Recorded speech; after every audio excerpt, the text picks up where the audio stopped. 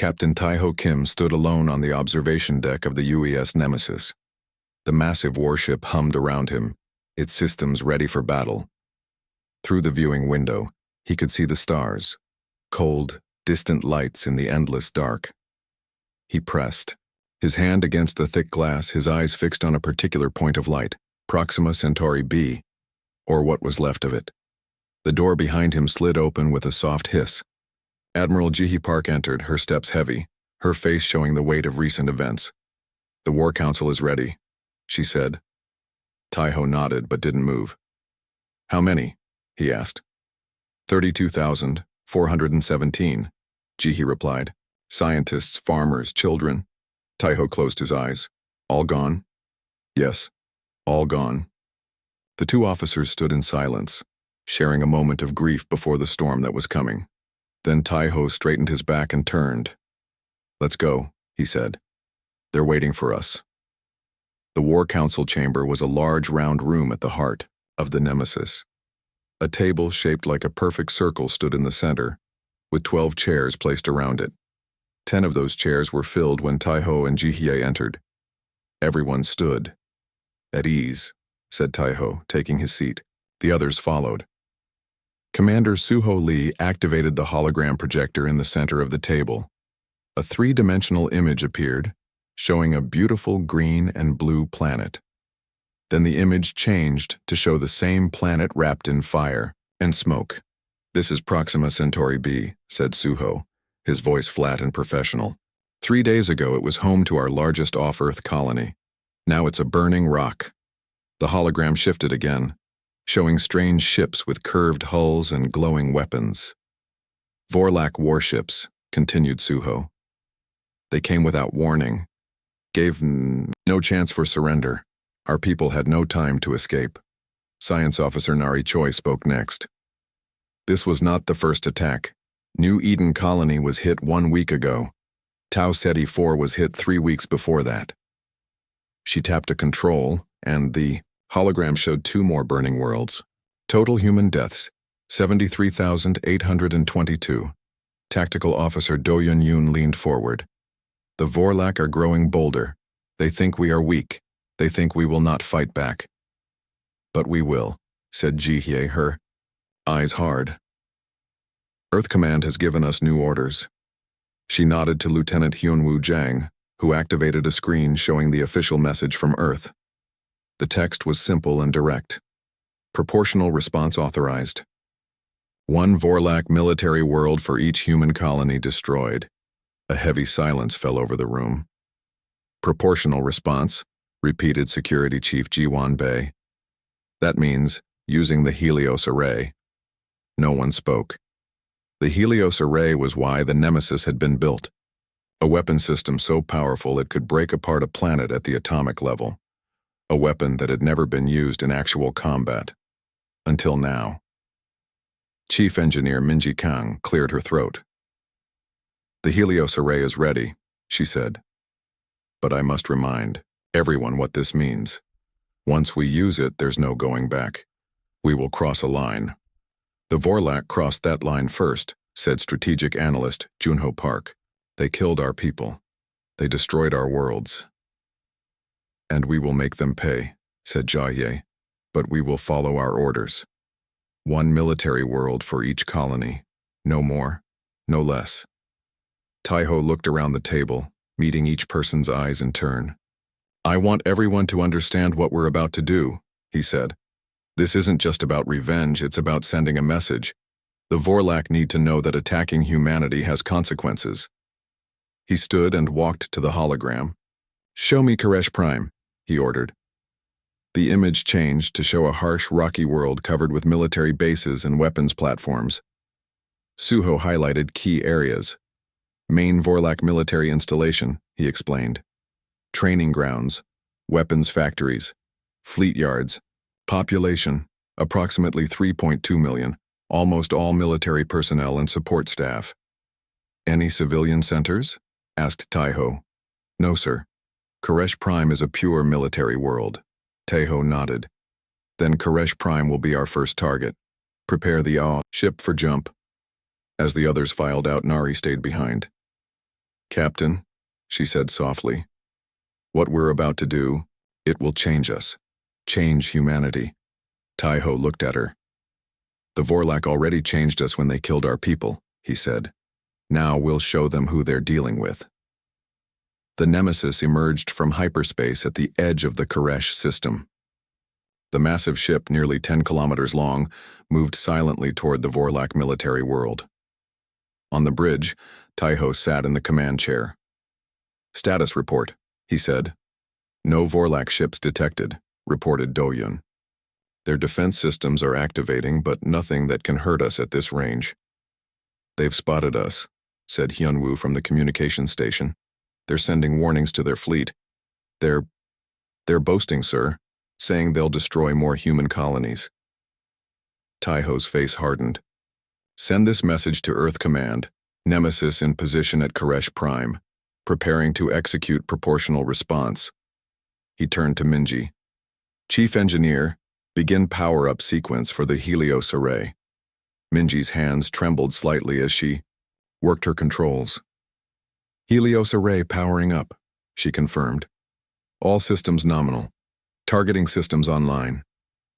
Target locked on Koresh Prime, said Do-Hyun, awaiting final authorization. Taiho stood. On screen, he ordered. The main view screen showed Koresh Prime, a dark world covered with the lights of military bases. Soon, those lights would be gone forever. Taiho looked at his crew. I want everyone to remember this moment, he said. Remember what the Vorlak forced us to do. Remember the colonies they destroyed, the people they killed. He took a deep breath. For Proxima Centauri B, for New Eden, for Tau Ceti 4. Then he gave the order that would change everything. Fire. The Helios array activated. A beam of blinding energy shot from the Nemesis, hitting Koresh Prime with unimaginable force. The planet's surface began to glow, then bubble, then simply come apart. Layer by layer, the world disintegrated. From the observation deck, the crew watched in stunned silence as Koresh Prime died. Within minutes, where a thriving military world had been, only a cooling cloud of debris remained. Admiral Ji-hee Park stood beside Taiho. It worked exactly as designed, she said quietly. Yes, said Taiho. God help us all. Ji-hee's eyes were hard as she watched the debris field. Send the recording to the Vorlak High Command, she ordered. Tell them this is just the beginning. As the Nemesis turned away from the destruction it had caused, Taiho looked at his reflection in the viewing window. He saw the same person he had always been, but he knew something had changed.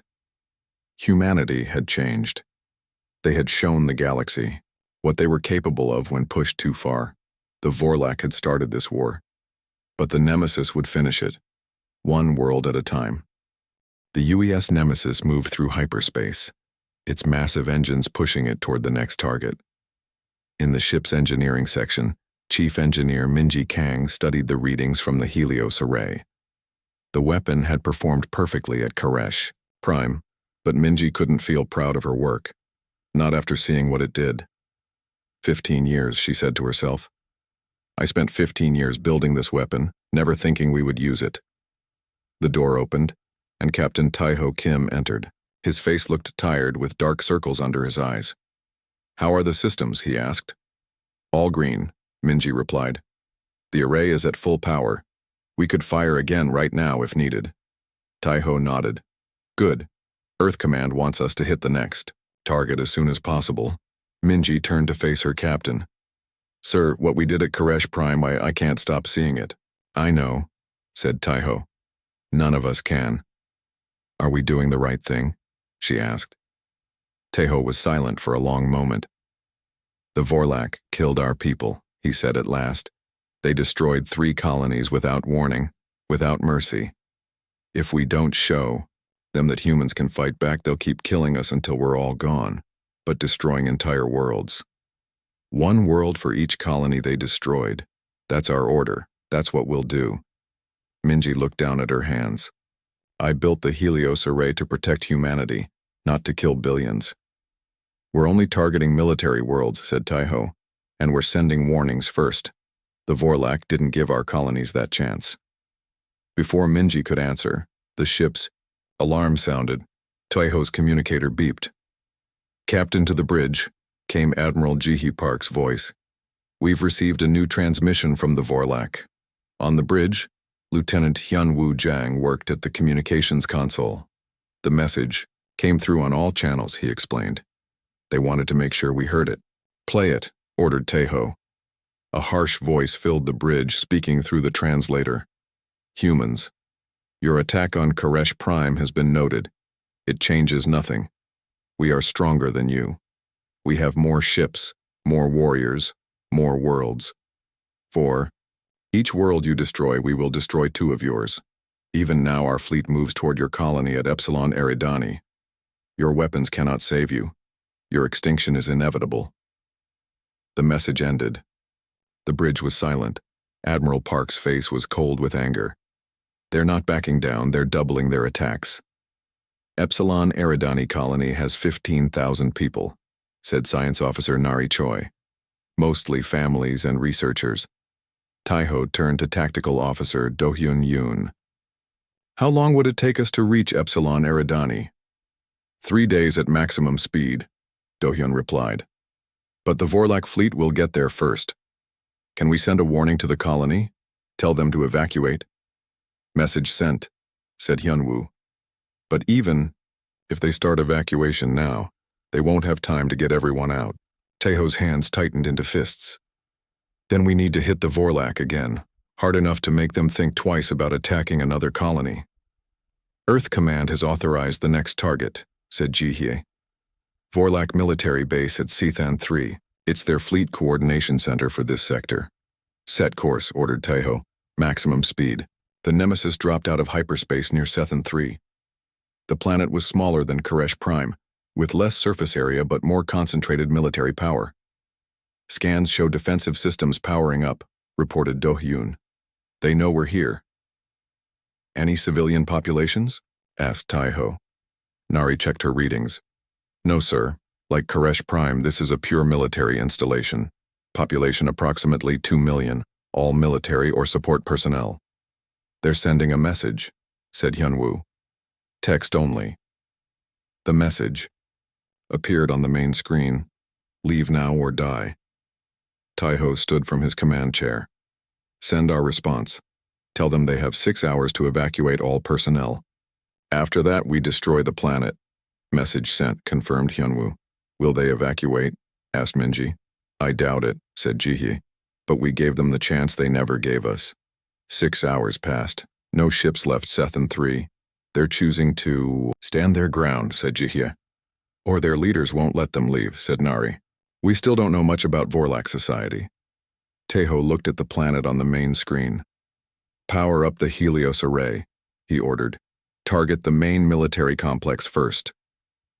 "Array powering up," confirmed Minji from the engineering station. "Targeting systems locked." The bridge crew worked in silence, each person feeling the weight of what was about to happen again. 2 million more lives would end today. Enemy lives, yes, but lives nonetheless. "Wait," said Hyunwoo suddenly. "I'm picking up a new transmission. It's from the Vorlak High Command, not just the planet." "On screen," said Taiho. A Vorlak appeared on the screen. It was the first time most of the crew had seen one up close. The alien had gray-blue skin, 4 eyes set in a wide face, and no visible nose or ears. Its mouth was small and tight, showing no emotion. "Humans," it said through the translator. "I am Supreme Commander Vorlak. Your ship has shown great power. But know this. We have fought many races before you. All thought they could stop us. All failed. You will be no different." "We are not like the others you've fought," replied Taiho. "We don't want your worlds. We don't want your resources. We only want to be left alone. Stop attacking our colonies, and we'll stop destroying your military bases." "Impossible," said the Supreme Commander. "The cleansing has begun. It cannot be stopped. Sethan 3 is ready to die for our cause. Are you ready to watch another of your colonies burn?" "You leave us no choice," said Taiho. He cut the transmission and turned to his crew. They won't back down. They won't negotiate. Fire the Helios array. Once again, the terrible beam shot out from the Nemesis. It struck Sethin 3 with devastating force. The planet's surface began to break apart, the destruction spreading from the point of impact like a wave of death. From the observation deck, Admiral Park watched the planet die. Security Chief Jiwan Bei stood beside her. 2 planets destroyed, said Jiwan quietly. Will it be enough to make them stop? I don't know, replied Jihye, but I'm starting to think nothing will be enough. The planet continued to break apart, chunks of its core now visible through the widening cracks in its surface. The Helios array had been even more effective this time, the destruction more complete. Send the recording to all Vorlak communication channels, ordered Jihye. And add this message. 2 human colonies destroyed. 2 Vorlak military worlds destroyed. The next attack on any human settlement will result in the destruction of your shipyard at Mokhtar. Choose wisely. As the Nemesis turned away from the ruins of Sethin 3, Captain Taeho Kim returned to his quarters. He sat alone in the dark, staring at nothing. The faces of the dead, human and Vorlak alike, seemed to float before his eyes. Computer, he said, show me the status of Epsilon Eridani colony. The screen lit up, showing the colony's evacuation progress. 7,000 people had made it to ships. 8,000 were still on the surface waiting for transport. The Vorlak fleet would arrive in less than 20 hours. Taeho closed his eyes. The Nemesis had the power to destroy worlds, but it couldn't be everywhere at once. For every planet, they reduced to dust. The Vorlak could still strike elsewhere. The war had only just begun, and already the weight of it felt unbearable. The news reached the Nemesis 12 hours later. The Vorlak fleet had arrived at Epsilon Eridani ahead of schedule. The colony's defenses had failed quickly. Out of 15,000 colonists, only 9,000 had escaped. 6,000 humans were dead. Captain Taeho Kim called an emergency meeting in the War Council chamber. The faces around the table were grim and tired. The Vorlak aren't backing down, said Admiral Jihye Park, even after we destroyed 2 of their military worlds. Maybe that made them more determined, suggested Commander Suho Lee. We hurt them, so now they want to hurt us more. It's not just Epsilon Eridani, said Science Officer Nari Choi. We've received reports that another colony was attacked. Beta Hydri, smaller outpost, only 2,000 people. No survivors. The room fell silent. 2 more colonies gone. 8,000 more humans dead.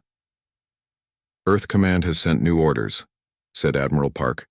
She activated the screen, showing the message. Proportional response continues. 2 more Vorlak military worlds authorized. Priority targets: Mokhtar shipyards and Krell weapons factory.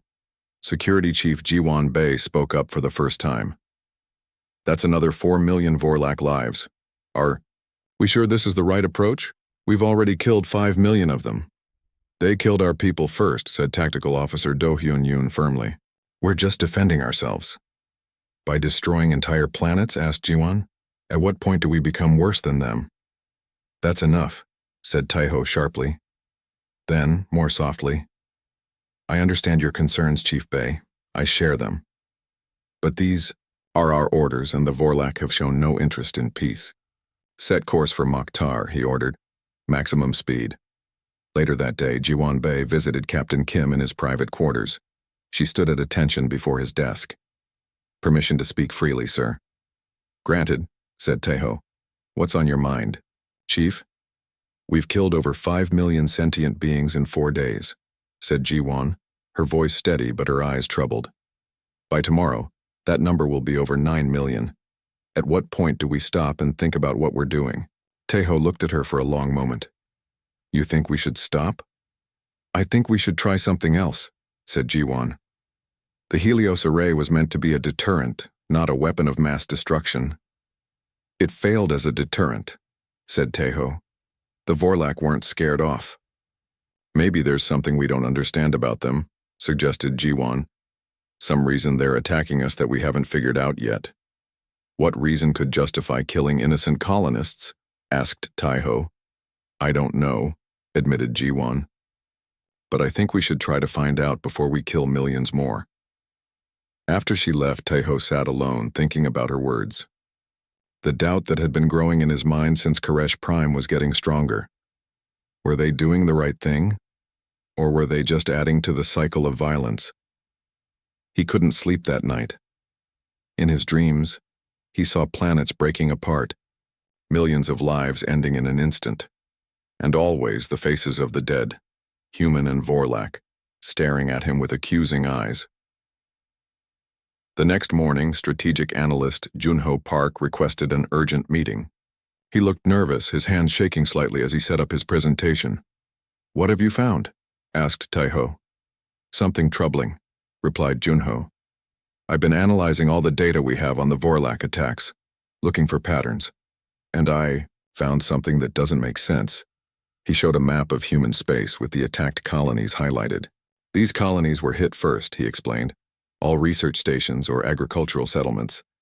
But the Vorlak ignored our mining operations and industrial centers, which would be more valuable targets." "What are you suggesting?" asked Admiral Park. "I think the initial Vorlak attacks may have been carried out by a radical military faction, not their civilian government," said Junho. "Look at this." He showed intercepted Vorlak communications translated into human language. These messages suggest disagreement among their leadership. Some wanted to attack us, others didn't. I think we may be punishing their entire species for the actions of a faction. The room was silent as everyone considered this. "Even if that's true," said Do-hyun eventually, "it doesn't change the fact that they killed our people." "No," agreed Junho, "but it might change how we respond." "We have our orders," said Jae firmly. "2 more targets. Unless Earth Command says otherwise, we proceed as planned." Taeho nodded, but the doubt in his mind grew stronger. The Nemesis arrived at Mokhtar. The planet was larger than their previous targets, with massive shipyards in orbit and on the surface. "Send the evacuation warning," ordered Taeho. 6 hours, as before. Unlike the previous targets, this time ships began to leave Mokhtar immediately. Hundreds of vessels, then thousands fleeing the planet. "They're taking us seriously now," commented Do-hyun. "Or they have more civilians on this world," suggested Nari. "Can we confirm population types?" "Working on it," said Junho. After several minutes, he looked up with concern. "Captain, I'm detecting large residential areas on Mokhtar. This isn't just a military installation."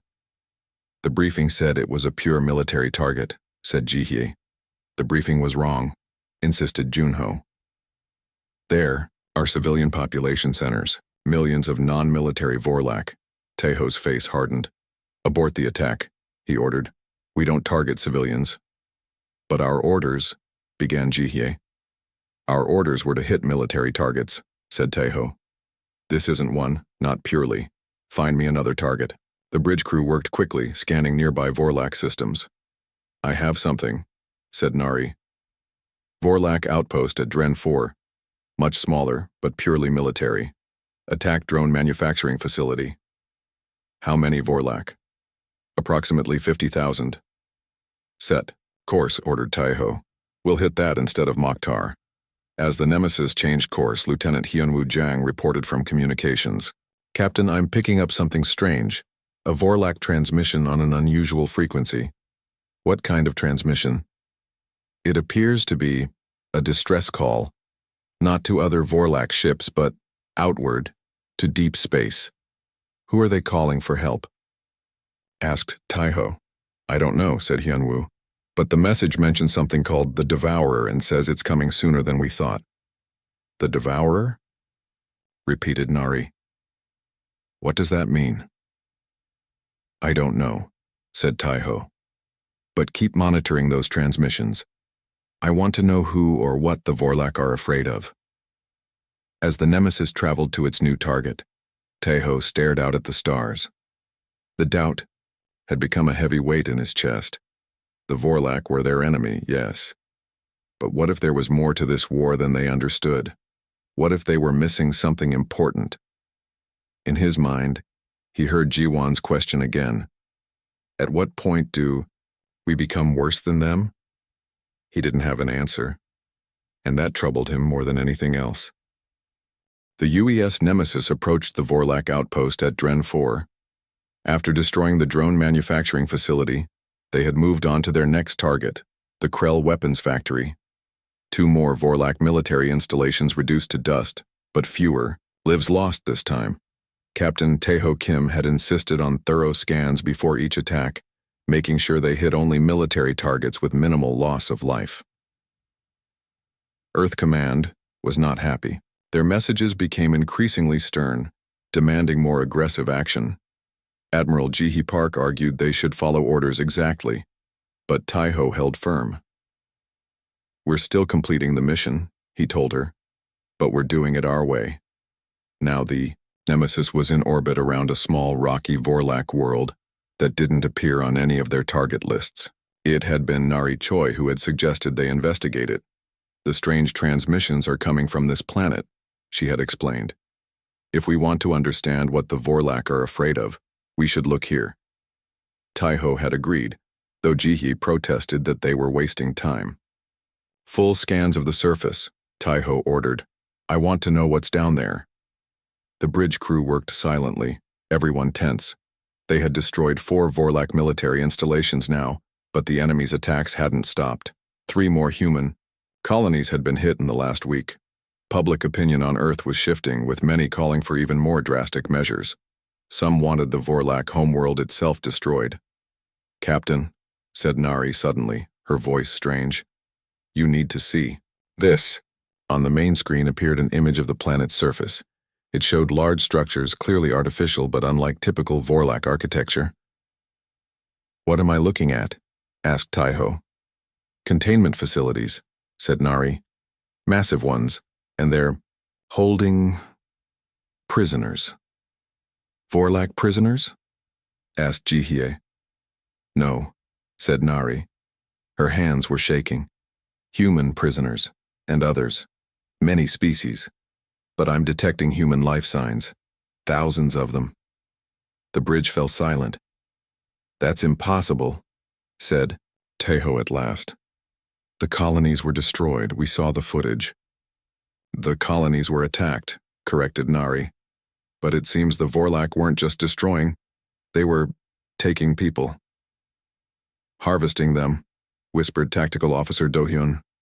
"How many?" asked Taeho. "I'm detecting approximately 20,000 human life signs," replied Nari. "And there are more facilities like this on other Vorlak worlds. I'm finding references to them in their communications network." "The colonies weren't just destroyed," said Commander Suho Lee slowly. "The people were taken." "But why?" asked Ji-hee. "What do the Vorlak want with human prisoners?" "I don't know," admitted Nari. "But they're not just taking humans. I'm detecting life signs from at least a dozen different species down there." Taeho's mind was racing. Everything they thought they knew about this conflict was wrong. The Vorlak weren't just destroying human colonies, they were capturing people. "Can we get our people out?" he asked. "Not easily," said Suho. "The facilities are heavily guarded, and there are too many prisoners to evacuate quickly." "Lieutenant Jang," said Taeho, turning to the communications officer. "Can you establish contact with anyone on the surface?" Hyun-woo worked at his console. "I'll try to find a frequency they might be monitoring." While he worked, strategic analyst Junho spoke up. "Captain, this changes everything. If the Vorlak are taking prisoners, that means they want something from us. This isn't just random destruction." "But what do they want?" asked Ji-hee. Before anyone could answer, Hyun-woo reported success. "I found something, sir, a communication node that seems to be used by the prisoners. I'm picking up a human voice." "Put it through," ordered Taeho. A crackling sound filled the bridge, then a woman's voice, weak but clear. "Hello? Is someone there? Is this a human ship?" "This is Captain Taeho Kim of the UES Nemesis," replied Taeho. "Who am I speaking with?" "Dr. Hana Yoon, Chief Scientist at Proxima Centauri B Colony," came the reply. "Thank God you found us. We thought Everyone believed we were dead. Dr. Yoon, said Taiho, trying to keep his voice steady. We were told your colony was destroyed. The Vorlak attacked us, she explained, but they didn't destroy everything. They took us, thousands of us. They've been studying us, running tests, and they're doing the same to other species. Why? Asked Taiho. What do they want? They're afraid, said Dr. Yoon. Terrified, actually. There's something coming, something they call the Devourer. They're collecting specimens, resources, technology, anything that might help them survive. Survive what? Asked Taiho. What is this Devourer? I don't know exactly, replied Dr. Yoon. The Vorlak don't tell us much, but from what I've gathered, it's some kind of cosmic entity or force, something that has destroyed other civilizations before. The Vorlak are running from it. So they're attacking us because they're afraid? Asked Jihye, disbelief in her voice. It's more than that, said Dr. Yoon. They think some species might have abilities or knowledge that could help against the Devourer. They're collecting us like you'd collect tools for a disaster. Taiho and Jihye exchanged looks. The entire basis for their mission had just changed. This wasn't a simple case of alien aggression. It was something much more complex.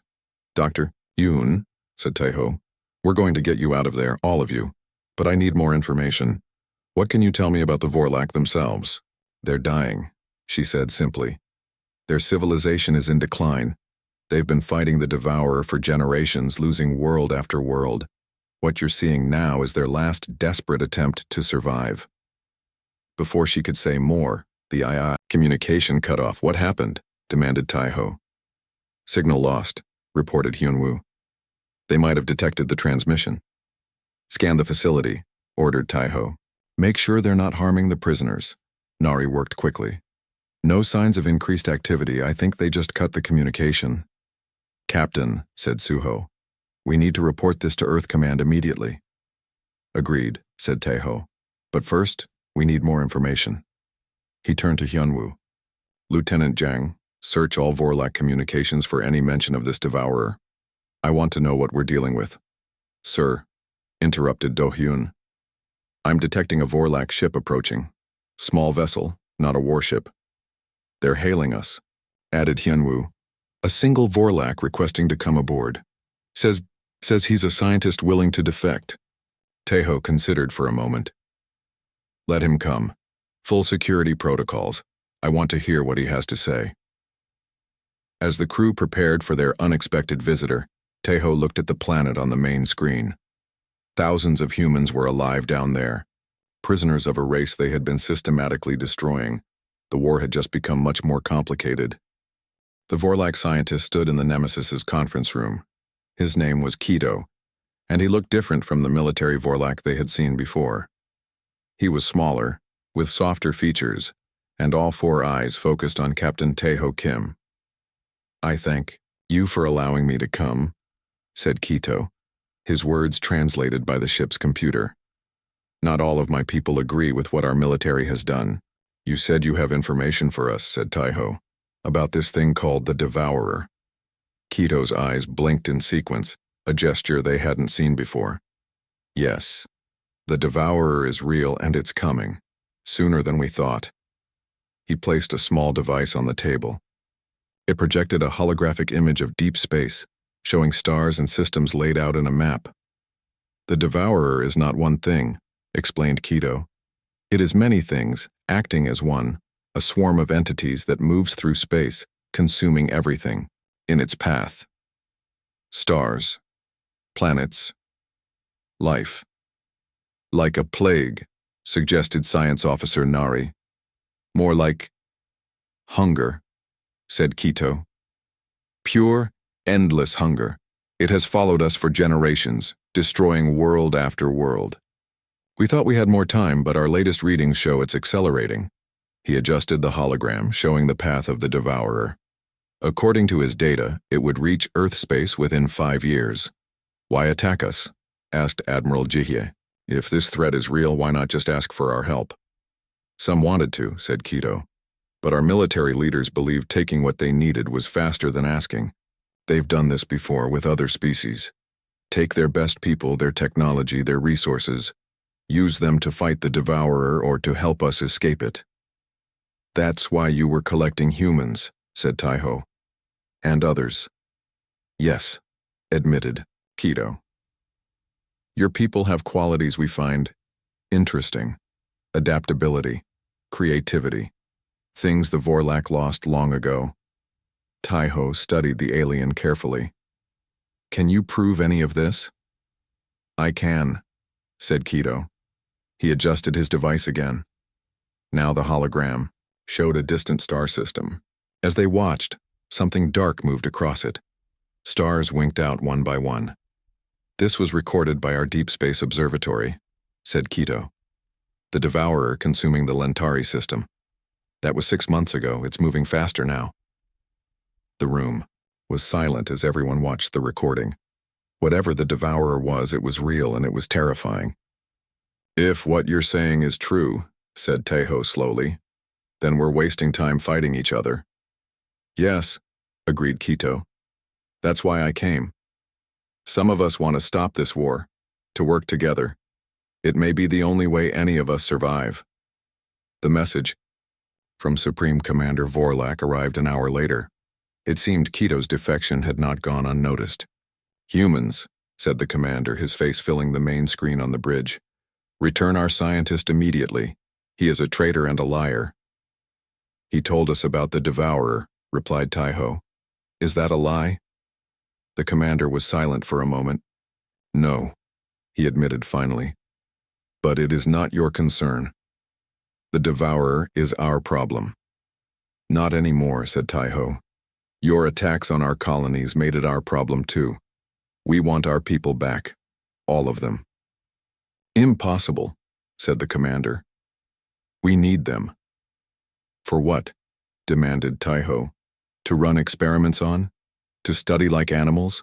That ends now. Return our people, and we can discuss working together against this common threat. The commander's small mouth tightened. You destroyed 4 of our military installations, killed millions of our people, and now you want cooperation? You attacked us first, reminded Taiho. But we can end this cycle now before more die on either side. After a long silence, the commander spoke again. Meet me at these coordinates. Bring the traitor, we will talk. The transmission ended. It's a trap, said Admiral Jihye immediately. Probably, agreed Taiho. But we're going anyway. The coordinates led to a neutral location between human and Vorlak space. When the Nemesis arrived, they found a small fleet of Vorlak ships waiting. Not enough to threaten the Nemesis, but enough to show they were serious. Negotiations were difficult. The Vorlak demanded to keep some human prisoners for their research. Taiho refused. The Vorlak wanted access to Earth's resources. Taiho offered limited sharing, not taking. Hours passed with little progress. Then the sensors alerted. Captain, said Do-hyun from Tactical. Something's coming, something big. On the main screen they saw it. A darkness moving against the stars, approaching the system's edge. It seemed to bend the light around it, a writhing mass of something. Not solid, not gas, but something else. The Devourer, whispered Keto. It's here. Now. How is that possible? The Vorlak ships were already moving, turning to face the new threat. Supreme Commander Vorlak's voice came through the comm. It seems our time for talking is over, humans.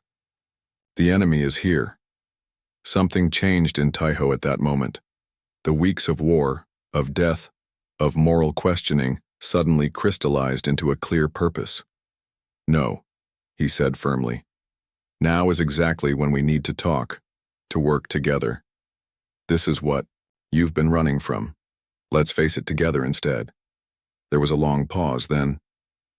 What do you suggest, Captain Kim? Engineer Minji Kang worked frantically with Vorlak scientists, including Keto. They were modifying the Helios array, changing its purpose from a planet killer to something new. If we can't destroy the Devourer conventionally, explained Minji, we might be able to create a tear in space-time that would banish it to another dimension. But the power requirement, said Keto. I know, replied Minji grimly. A fatal overload of our core. The Nemesis won't survive. On the bridge, Taiho made the announcement to his crew. We all came out here ready to die to protect humanity. From the Vorlak. Now we have the chance to save not just our people but all people from something worse. He ordered the evacuation of non-essential personnel to the Vorlak ships. Most would go, but some had to stay to guide the Nemesis into position and trigger the modified Helios array. Admiral Jihi Park stepped forward. I'll stay, she said. I'll guide the ship in. Jihi, began Taiho. No arguments, Captain, she said with a small smile. Most of our crew deserve to live. You deserve to live. Someone needs to stay, and it should be me. In the final hours, as the evacuation continued, the Devourer moved closer. They could see it clearly now. A vast darkness that seemed to consume the very fabric of space itself. It had already swallowed a gas giant at the system's edge. It's time, said Jihi, now alone on the bridge of the Nemesis. Taiho and most of the crew watched from the Vorlak flagship, the enemies of yesterday, allies today. The Nemesis moved toward the Devourer, its engines pushing to maximum. The Helios array powered up, drawing energy from every system on the ship, building to levels far beyond safety limits. This is for Earth, whispered Jihi as she engaged the weapon. The explosion was like nothing anyone had ever seen. Not just light and fire, but a tearing in the universe itself. The Devourer was caught in the maelstrom, pulled toward the rift that had opened before it. The combined human and Vorlak fleet watched as the Devourer's vast bulk was compressed and distorted, drawn inexorably into the rift. With a final flash of otherworldly energy, both the entity and the tear in space vanished. Where the Nemesis had been, there was nothing but scattered debris. Captain Taeho Kim ordered a moment of silence for Admiral Park and the brave crew members who had stayed behind. The ship that was built to annihilate without mercy, he said quietly, has saved us all through an act of supreme sacrifice. As the Vorlak began returning human prisoners to Earthships, Taiho looked out at the stars. The war between humans and Vorlak had ended. A new alliance had begun, one forged in shared survival rather than mutual destruction. And somewhere in the vast emptiness between stars, debris from the UES Nemesis drifted silently, a monument to humanity's capacity. For both terrible vengeance and ultimate redemption,